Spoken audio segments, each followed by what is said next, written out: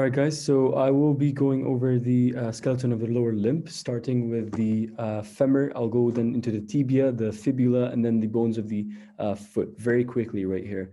What you need to know about the femur, or like any bone that he wants you to talk about, is just a general idea of what the bone is, what's its structure, the general small detailed feature of it, how does it participate in any joint, if any, and I think that will be very, very sufficient. So let's just start with the femur. If the question from Sersky starts with saying, what is the femur? I'll start by saying the femur is a part of the lower limb. It is found superior to the knee, and it forms part of the hip joint as it articulates with the acetabulum through its head. The femur superiorly or proximally is made up of the neck, the lesser trochanter, and the greater trochanter, and the lesser trochanter is formed more posteriorly, and the greater trochanter is formed more laterally. Then I would dive into the shaft of the femur. There's the pecten line, the gluteal tuberosity. Just proximally, why those things to be mentioned are important is because those places are positions where muscles attached, and you will see in the future. You have to also know that the femur is very close in structure with the like with the humerus, because in the humerus there's the lesser tubercle and the greater tubercle here. No, the greater trochanter and the lesser trochanter. Um, and then I'm going to say on the posterior aspect of the shaft of the femur proximally, like superiorly, there's the pecten line, there's the gluteal tuberosity. And once we go down the posterior aspect of the shaft of femur, there's the linea aspera that's made up of the lateral lip and the medial lip. And those two lips are very close to each other. And when they go down to reach the end posteriorly, they split and join the lateral condyle and the medial condyles of the femur. Okay, that's the posterior aspect. Then we have what is it? Yeah, we have, we can mention something about the adductor tubercle on the distal aspect, on the posterior part medially of the femur, where and is also an attachment place for the muscles. Okay, just know that the lateral lip and the medial lip of the linea aspera become lateral and medial supracondylar ridges. Okay, and those ridges are the ones that become or reach the medial condyle and lateral condyles of the femur. And that's how you talk about the posterior aspect of the femur. The anterior aspect of the femur, you have basically nothing. It's just a shaft. There's nothing to be mentioned about it. But anterior surface, distally closer to the knee. Here we have the patellar surface. Why is it called patellar? Because the femur is the only bone that articulates with the patella for the patellofemoral joint. It's that the patella, I don't know what the patella to describe it, but if you touch your knee and there's like a wobbly ball, or like a wobbly part, it's movable. That part is called the patella, and it articulates with the anterior most distal part of the femur, and does not articulate with the tibia. So please remember this: it only articulates with the femur. Patella only articulates with the femur. I repeat, patella only articulates with the femur. Okay. So yes, that's the structure of the femur. And you can talk about its site. It's the bone of the thigh. You don't need to mention it, how long it is. It is a long bone. You have to mention that as a long bone. General features, you see, long bone formed by the upper end, shaft, and lower end. Okay. And articulations, the head articulates with the acetabulum to form the hip joint. And the two femoral condyles articulate with the two tibial condyles, and I will show you how that forms just in a second. There's two tibial condyles that articulate inferiorly with the femoral surface. Okay, the patellar surface of the lower end articulates with the posterior surface of the patella, part of the knee joint, of course. Subcutaneous parts, you have the greater trochanter, the two condyles and epicondyles, and the adductor tubercle. These are all features that we mentioned about the femur, and if you see all of those things, you'll be good for the femur. Next. Um, we dived into all of this. These are just more details about every part of it. You have head, neck, greater trochanter, the shaft. The lesser trochanter is found here. It's more posteriorly, okay? And there I have more details about each and every one of them here. And also for the shaft, we've talked about it. Um, uh, this is one good thing to mention: three borders, three surfaces: posterior border, medial border, and the lateral border. The anterior surface, the three surfaces. We have the anterior surface, medial surface, and the lateral surface. As I mentioned, long bones, they have a semi-triangular surface. So if you cut them, you will see that there are three surfaces that form their structure. Okay. You can read and go ahead about the details, but I just went over them quickly. Lower end of the femur, and is really important. Why? Is because lower end of femur articulates with the tibia on its superior concave condyles, um, and it just carries the femur like that, and those lateral condyles of the femur insert into the medial and lateral condyles insert into the condyles of the tibia. Okay. Um, what else? The intercondylar notch between the two condyles of the femur. This is called the intercondylar notch. And why that's important is because the intercondylar um, ridge of the tibia inserts into the intercondylar notch of the femur. Okay, and you will see that in the tibia when we discuss it. You can read more about it, but I've already mentioned all of this. Um, Muscles and attachment, that's in the future. Let's go. Next. Where is it?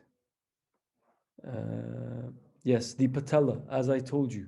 The patellar structure, um, that's the that's the part that you can actually touch and hold in your hand and move around if your leg is straight. That's the patella that articulates with the femur, patellar surface. And superiorly, it has a base, and inferiorly, it has an apex. That's the anterior part. The posterior part has a medial facet and a lateral facet. Okay, and you can see the apex and the base as well.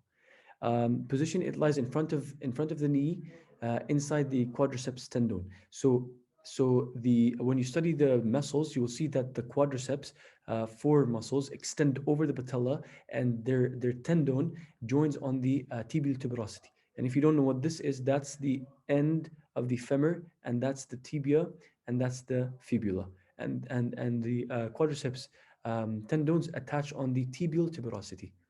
Okay. The base gives attachment to the tendon of insertion of the quadriceps. You see, that's the attachment here. The apex is directed downwards and gives attachment to the patellar ligament. That is the patellar ligament. That's just a continuation of the tendons of those muscles. Okay. The lateral border gives attachment to the lower fibers of the vastus lateralis. Okay, we don't want to dive into those things because they speak about muscles. You will learn that in the future.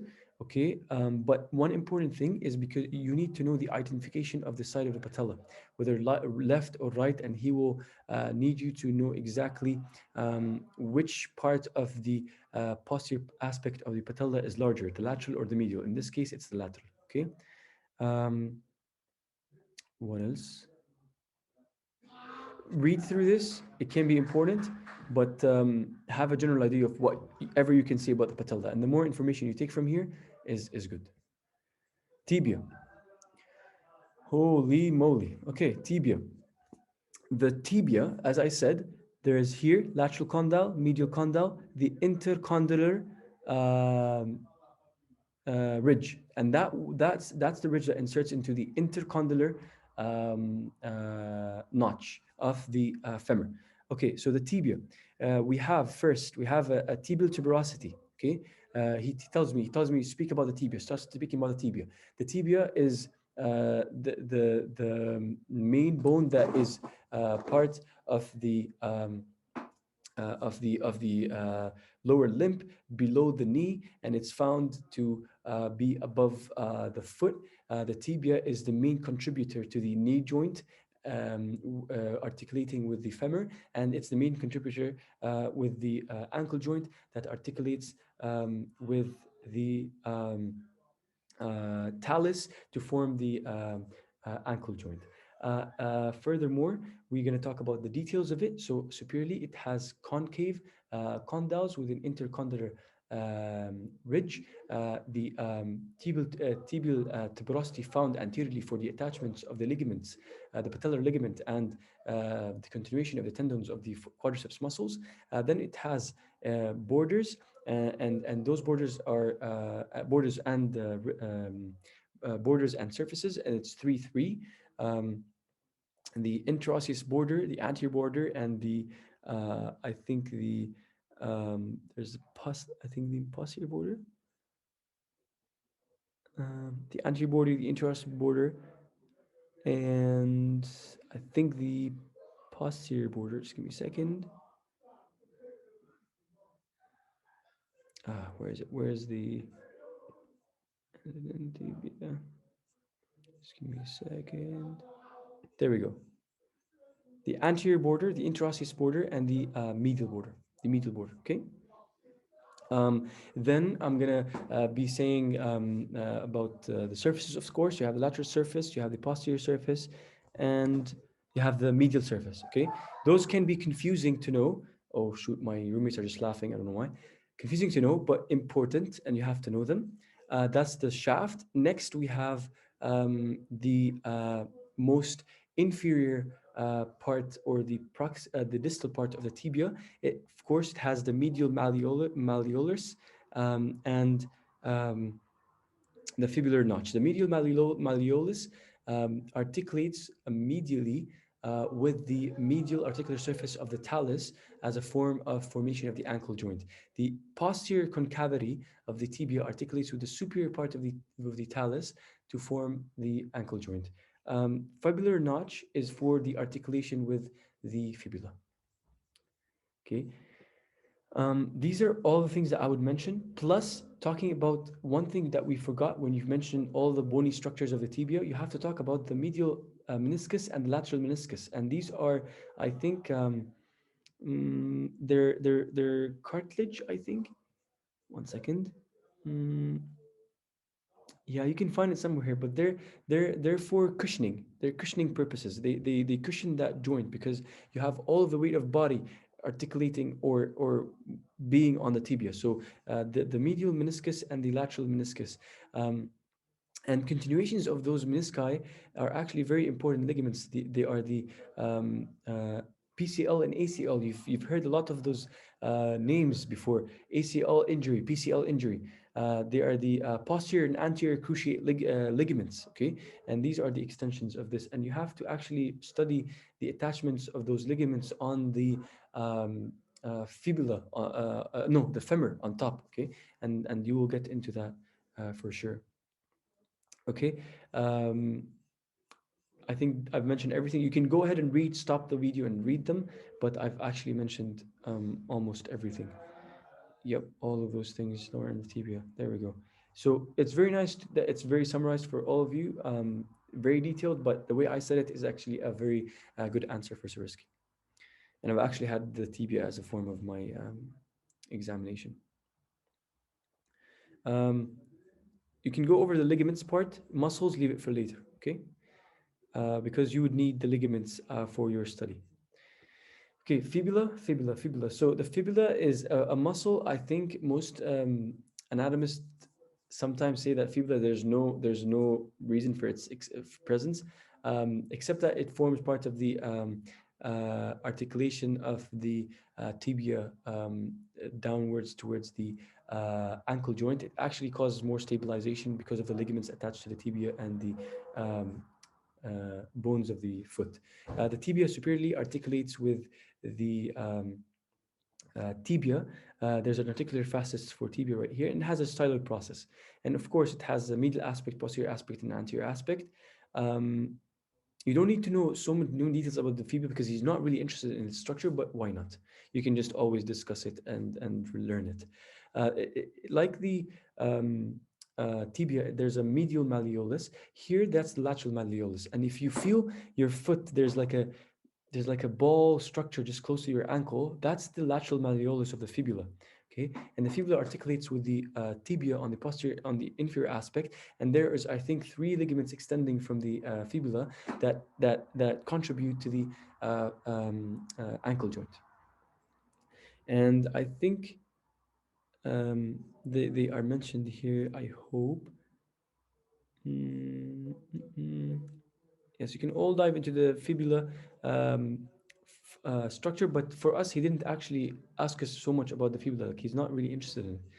Um, there we go. There's a couple of ligaments right here. So where is it? Yes. So medial surface, um, malleolar fossa. You see, there's posterior tibulofibular ligament, posterior talofibular ligament. These are the ligaments that attach the fibula to the either the tibia or the talus. Okay, the anterior surface, it is attached to the anterior talofibular ligament, and then there's also finally the calcaneofibular ligament. So the fibula, calcaneofibular, yes, so this fibula has so many ligaments that attaches it to the either the tibia, the talus, or the calcaneus. Okay, and you just dive into those ligaments in your book or whatever, or in this book. It's actually very, very good. And you can always pause the video to um, look into it. I will now dive into the skeleton of the foot. The skeleton of the foot is made up of many bones, and it's very easy and straightforward. But you have to know exactly what the structure of the talus and the calcaneus are, because he really likes him. And sometimes can be very annoying to know those things because they're so multiform bones. They're very irregular in their shape. So first, the talus. This is the bone that is found on just after the tibia.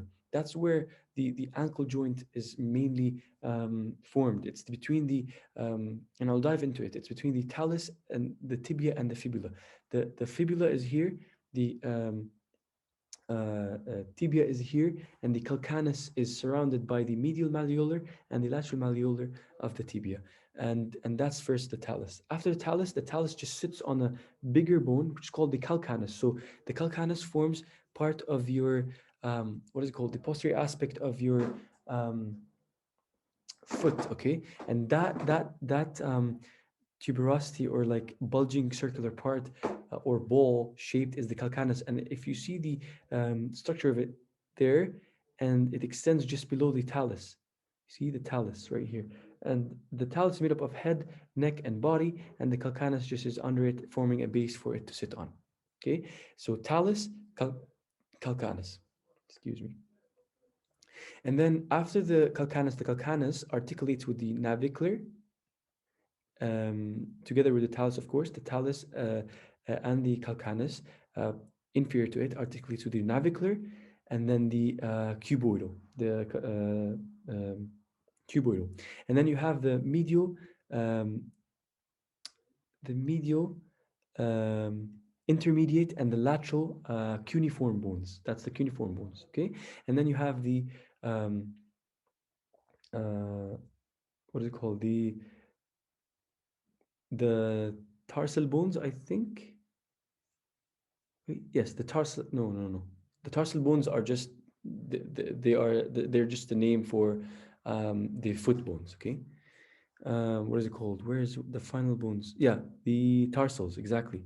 Um, you have the metatarsal 1, 2, 3, 4, and 5, and then you have the phalanges. The phalanges are made up of the big toe is made up of only two, the proximal and distal phalanx, and then the next four are made up of three each, the proximal phalanx, middle phalanx, and the distal, proximal, middle, distal, proximal, middle, distal, proximal, middle, distal. Okay, these are the bones of the foot. That's the skeleton of the foot. Easy. And you can read about those details in specific form and dive into it. But if you said like that to Sersky about the skeleton of the foot, he'll be more than happy. But for the foot, there's so much more you're going to learn about, like the tendons of these muscles of the calf region, how it attaches to the different bones. So many things to know, um, but it's important. So that's the skeleton of the lower limb. I've covered all of it. Now I'm going to go into the joints of the lower limb after that, and see you guys in the next video. Sorry for taking this long.